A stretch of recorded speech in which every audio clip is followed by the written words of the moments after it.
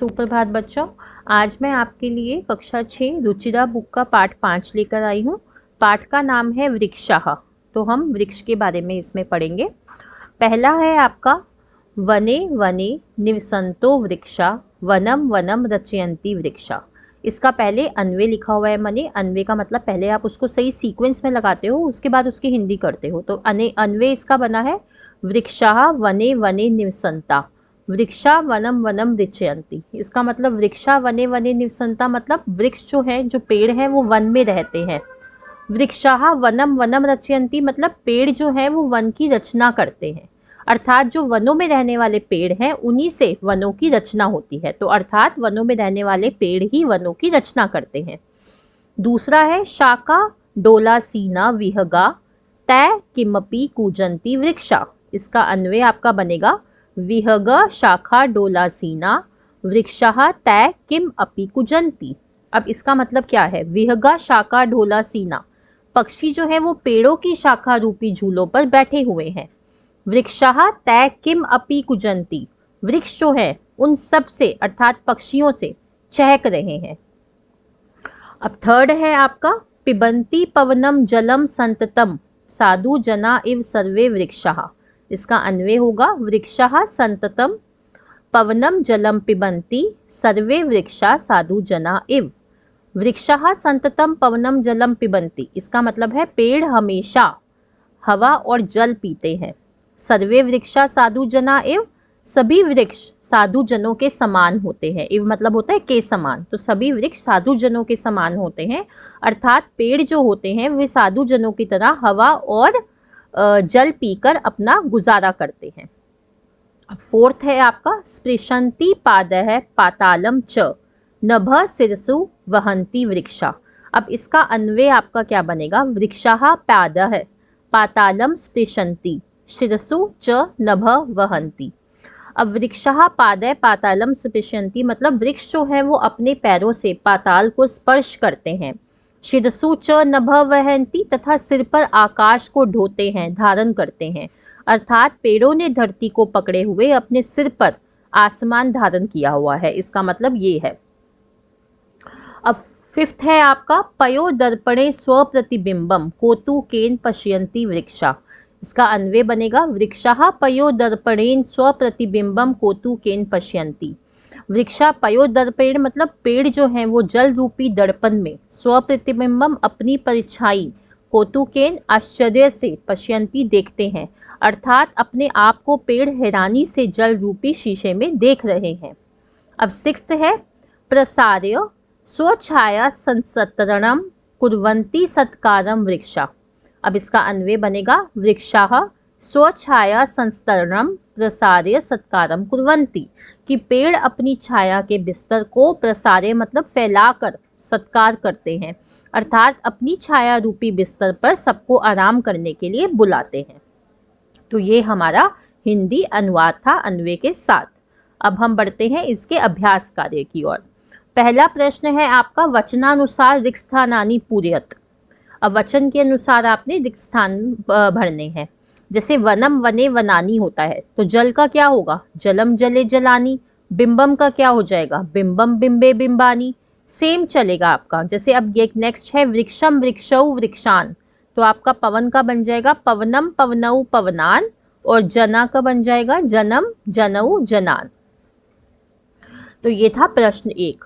प्रश्न 2 है कोष्ठकेषु प्रदत्त शब्देषु उपयुक्त विभक्तिम योजयित्वा रिक्त स्थानानि पूरयत। उपयुक्त विभक्ति लगाते हुए आपने कोष्ठक में जो दिए हुए हैं उनको यूज करते हुए उपयुक्त विभक्ति लगाकर रिक्त स्थान भरने हैं। अहम रोटिका खादामी, मैं रोटी खा रहा हूँ। त्वम जलम पिबसि, तुम जल पी रहे हो। छात्रः दूरदर्शनम पश्यति, छात्र दूरदर्शन देखता है। वृक्षाः पवनम पिबन्ति, वृक्ष पवन पीते हैं, हवा को पीते हैं।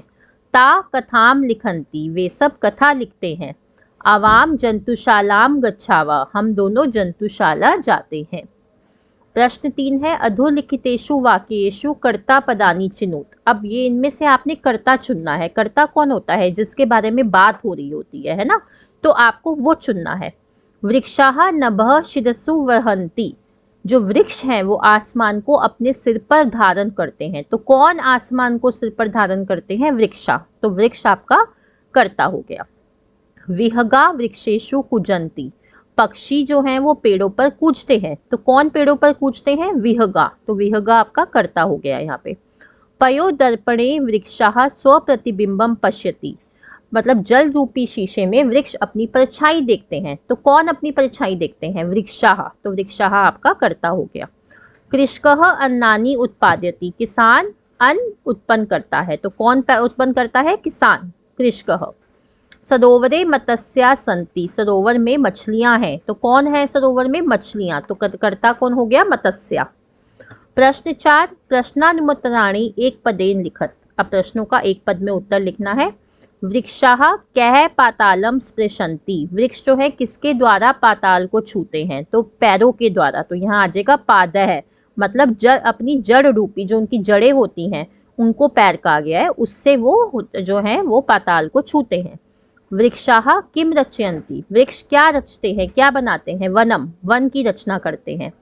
विहगा कुत्र आसीना, पक्षी कहाँ बैठे हैं? शाखा डोलायाम, शाखा रूपी झोले पर। कौतुकेन वृक्षा किम पश्यन्ति, हैरानी से वृक्षों को, वृक्ष जो है हैरानी से क्या देखते हैं? आश्चर्य से क्या देखते हैं? स्वप्रतिबिंबम, अपनी परछाई। प्रश्न 5, समुचितः पदः रिक्स्थानानि पूरयत। अब जो विभक्ति दी हुई है उसके अकॉर्डिंग आपने ही दूसरी भी लिखनी है। जैसे प्रथमा विभक्ति है गजः गजौ गजाः, तो अश्वः अश्वौ अश्वाः हो जाएगा। द्वितीय है आपकी सूर्यम सूर्यो सूर्यान, तो चंद्रमा की कैसे चलेगी? चंद्रम चंद्रौ चंद्रान। तृतीया है बिडालेन बिडालाभ्याम बिडालः, तो मंडूक की कैसे चलेगी? मंडुकेन मंडुकाभ्याम मंडुकः। चतुर्थी है सर्पाय सर्पाभ्याम सर्पेभ्य, तो वानर की चलेगी वानराय वानराभ्याम वानरेभ्य। पंचमी है मोदकात मोदकाभ्याम मोदकेभ्य, तो वृक्ष की कैसे चलेगी? वृक्षात वृक्षाभ्याम वृक्षेभ्य। षष्ठी है जनस्य जनयो जनानाम, तो शुक की कैसे चलेगी? शुकस्य शुकयो शुकानाम। सप्तमी है शिक्षके शिक्षकयो शिक्षकेषु, तो मयूर की चलेगी मयूरे मयूरयो मयूरेषु। संबोधनम है हे बालक हे बालकौ हे बालकः, तो नर्तक की चलेगी नर्तक हे नर्तकौ हे नर्तकाः।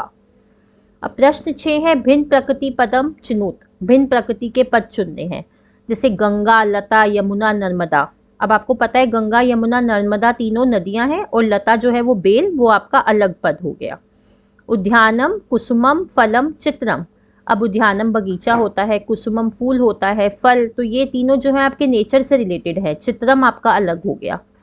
लेखनी तुलिका चटका पाठशाला, लेखनी तुलिका और पाठशाला आपके स्कूल से रिलेटेड चीजें हैं और चटका चिड़िया जो है वो आपका अलग हो गया। आम्रम कदलीफलम मोदकम नारंगम, अब आम्रम कदलीफलम नारंगम ये तीनों आपके फ्रूट्स होते हैं और मोदकम लड्डू जो होता है वो आपका अलग प्रकृति का पद है, तो ये आपका अलग हो गया। तो यहाँ हमारा अभ्यास कार्य भी खत्म हो गया। तो अंत में मैं आपको यही कहूँगी कि kindly like share subscribe and comment my channel the education truth. मेरे चैनल को सब्सक्राइब करना मत भूलिए ताकि आपको सारे लेटेस्ट अपडेट मिल सके, क्योंकि मैं और भी बुक्स और भी सब्जेक्ट की डाल रही हूँ, तो साथ साथ आपको सारे अपडेट्स मिलते रहे। उसके लिए मेरे चैनल को सब्सक्राइब जरूर करिए और मेरे वीडियो को पूरा एंड तक देखिए ताकि आपको पूरी क्लैरिटी हो चुके। धन्यवाद।